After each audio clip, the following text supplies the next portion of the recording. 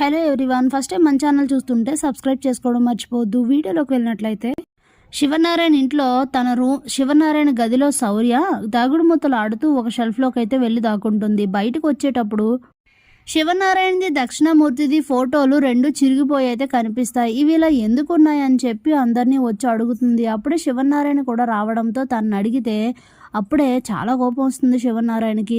అప్పుడే కాంచన శౌర్యని పిలిచి నేను తర్వాత చెప్తాను, నువ్వు వెళ్ళి బయటికి వెళ్ళి ఆడుకో అని చెప్తే ఇక అక్కడి నుంచి వెళ్ళిపోతుంది. క్షమించండి పెద్దయ్య గారు, శౌర్య అనుకోకుండా అని అంటూ ఉంటే ఈ తరం అందరికీ కూడా అసలు ఏం జరిగింది, ఎందుకు దక్షిణామూర్తి మన ఇంటికి శత్రువు అనేది తెలియాల్సిన అవసరం వచ్చింది అని చెప్పి గతం అంతా చెప్తారు. శివనారాయణ దక్షిణామూర్తి మంచి ఫ్రెండ్స్ అయితే వాళ్ళిద్దరికి పెళ్ళిళ్ళు అయిన తర్వాత అలాగే దశరథ్ సుమిత్ర ఇద్దరు కూడా మంచి ఫ్రెండ్స్ అవుతారు. అలాగే వాళ్ళిద్దరూ ఇష్టపడతారు, పెళ్లి చేసుకోవాలని అనుకుంటారు. దక్షిణామూర్తిది బాగా వ్యాపారానికి సంబంధించిన మైండ్. అప్పుడు దశరథ్ అయితే దక్షిణామూర్తి దగ్గర మేనేజర్గా వర్క్ చేసేవాడు. ఇక నా కూతురుకి నువ్వు భర్తగా పనికిరావు అని చెప్పి దశరథ్ని షూట్ చేస్తూ ఉండగా సుమిత్ర అడ్డుపడడంతో ఆ దశరథ్కి తగలాల్సిన బుల్లెట్ అయితే గోడకు తగులుతుంది. ఇక ఆవేశంతో దక్షిణామూర్తి నా కూతురు నాకు ఇంకా లేదు, నా కూతురు చచ్చిపోయిందని చెప్పి అప్పుడు నెత్తి మీద నీళ్లు పోసుకొని కూతురు ఫోటోకి దండ అయితే వేసేస్తారు. ఇక శివనారాయణ వాళ్ళైతే చాలా పెద్ద గొడవ అయితే జరుగుతుంది. అక్కడి నుంచి సుమిత్ర దశరథ్ని తీసుకొని శివనారాయణ అక్కడి నుంచి వచ్చేస్తారు. సుమిత్ర ప్రెగ్నెంట్ అయిన తర్వాత దక్షిణామూర్తి భార్య సుమిత్రను చూడటానికి వాళ్ళ భర్తకు తెలియకుండా వచ్చి చూసి ఆ విషయం తెలిసిన దక్షిణామూర్తి తన భార్యను అయితే చంపేస్తాడు. ఇలా జరిగిందని చెప్పి మొత్తం స్టోరీ చెప్తారు శివనారాయణ.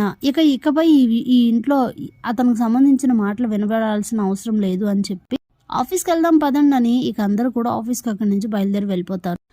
జ్యోత్స్న, దీప, కార్తీక్ ముగ్గురు కూడా ఆఫీస్కి వచ్చేసరికి సూరజ్ వచ్చి అంతకన్నా ముందే గంట ముందే వచ్చి కూర్చొని వర్క్ చేస్తూ ఉంటారు. ఎంతసేపు అయింది వచ్చి అని కార్తీక్ అడిగితే గంట పైనే అయిందని చెప్తారు.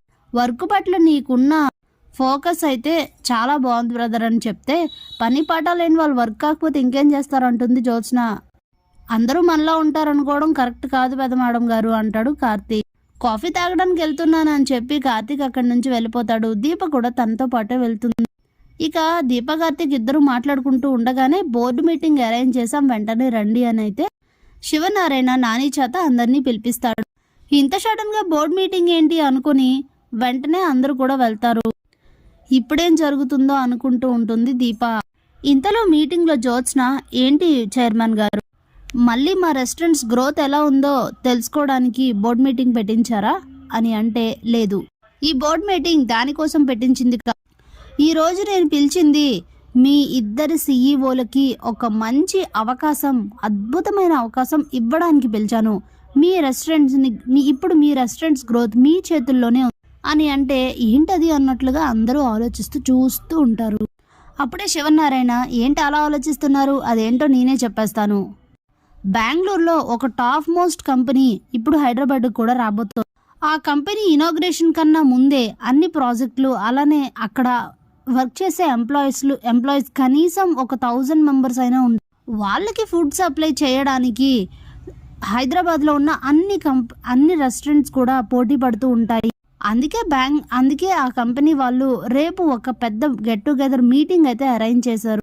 అందులో ఎవరి మెనూ అయితే బాగుంటుంది, అలానే ఎవరు మంచి కాస్ట్కి ఇస్తున్నారు ఏంటి అనేది మొత్తం కూడా చూసి ఒక రెస్టారెంట్ని అయితే ఫైనల్ చేస్తారు. ఇప్పుడు మీరు చేయాల్సింది ఏంటంటే మీ ఇద్దరు కూడా వెళ్ళి ఆ మొత్తం మీటింగ్కి అటెండ్ అవ్వండి. మ్యాక్సిమం సిటీలో పెద్ద కంపెనీస్ అన్నింటికి కూడా జ్యోత్స్న రెస్టారెంట్స్ అయితే ఫుడ్ సప్లై చేస్తోంది. ఇప్పుడు ఈ కంపెనీకి మాత్రం ఇంకెవ్వరూ పార్టిసిపేట్ చేయట్లేదు. మన జ్యోత్స్న రెస్టారెంట్స్ నుంచి మీ ఇద్దరే వెళ్ళి పార్టిసిపేట్ చేయండి. పవర్ పాయింట్ ప్రజెంటేషన్ చేసి మొత్తం మీరు ఎలా చేయాలనుకుంటున్నారు, ఎలా ఫుడ్ ఇవ్వాలనుకుంటున్నారు, ఏమేమి మెనూ ఇవ్వాలనుకుంటున్నారు, ఎంత కాస్ట్కి ఇవ్వాలనుకుంటున్నారు అనేది మొత్తం నీట్గా వాళ్ళకి ఫైల్ ద్వారా ఎక్స్ప్లెయిన్ చేసి వాళ్ళకి ఎవరైతే నచ్చి ఎవరికైతే ఆర్డర్ ఇస్తారో అది వాళ్ళకి పెద్ద లాభాల్లోకి అయితే వస్తుంది. సో పార్టిసిపేట్ చేయండి అని అయితే చెప్తాడు శివనారాయణ. చాలా అద్భుతమైన అవకాశం ఇచ్చారు పెద్దయ్య గారు అని అంటుంది దీప. అప్పుడే కార్తీక్, ఇదంతా బానే ఉంది కానీ ఒక మాట ఏంటంటే ఇప్పుడు దీప గారు ఎలా జర్నీ చేసి వెళ్ళగలరు? తను ప్రెగ్నెంట్ కదా, ఇప్పుడు తనకి 7th మంత్, జర్నీలు చేయడం కరెక్ట్ కాదు కదా అని అంటే అప్పుడే సూరజ్ నో ప్రాబ్లం బ్రదర్, నేను వెళ్తాను, నేను వెళ్ళి ఆ పవర్ పాయింట్ ప్రజెంటేషన్ మొత్తం ఇచ్చి మొత్తం మన ప్రాజెక్ట్ ఓకే చేసుకొస్తాను అని అయితే చెప్తాడు. హలో, అంతలా ఎగిరెగిరి పడకు, ఇక్కడ నేను కూడా ఉన్నాను, నీకంత సీన్ లేదు నేనుండగా అంటుంది జ్యోత్స్న.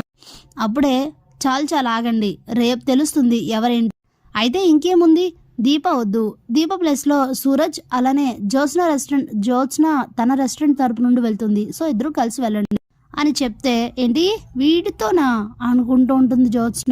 నీ తిక్క కుదర్చాలంటే వాడే కరెక్ట్ అనుకుంటూ ఉంటాడు కార్తీక్. నీ ప్లాన్ అద్దరింది బావా అని ఆలోచిస్తూ ఉంటుంది దీప. ఇక తాత ఇద్దరు విడివిడిగా అని అంటూ ఉంటే విడివిడిగా వెళ్ళడం కుదరదు, నువ్వు ఆడపిల్లవి, ఒక్కదాన్ని సింగిల్ పంపించడం కన్నా సూరజ్ మంచివాడు, ఇద్దరు కలిసి వెళ్ళండి, కలిసి రండి అని అయితే చెప్తాడు. ఇద్దరికి టికెట్లు బుక్ చేయి దశరథ అని చెప్తే దశరథే మొత్తం కంపెనీ తరపు నుండి అన్ని బుక్ చేసి అయితే ఇస్తారు. ఇక చేసేది లేక చచ్చినట్టు జ్యోత్స్న సూరజ్తో కలిసి అయితే బెంగళూరుకు వెళ్తుంది. ఇద్దరు మీటింగ్కి అటెండ్ అయితే అందరి ప్రజెంటేషన్స్ కన్నా కూడా సూరజ్ ప్రజెంటేషన్ బాగా నచ్చుతుంది. అలాగే రీజనబుల్ ప్రైజెస్తో మంచి మెనూతో ఫుడ్ క్వాలిటీ కూడా బాగుంటుంది అని చెప్పి అందరూ నమ్ముతారు. జ్యోత్స్న రెస్టారెంట్స్ అంటేనే మంచి ఫుడ్ క్వాలిటీ కదా, సో అలాగే ట్రస్ట్ చేసి సూరజ్ ప్రాజెక్ట్ని ఓకే చేస్తారు.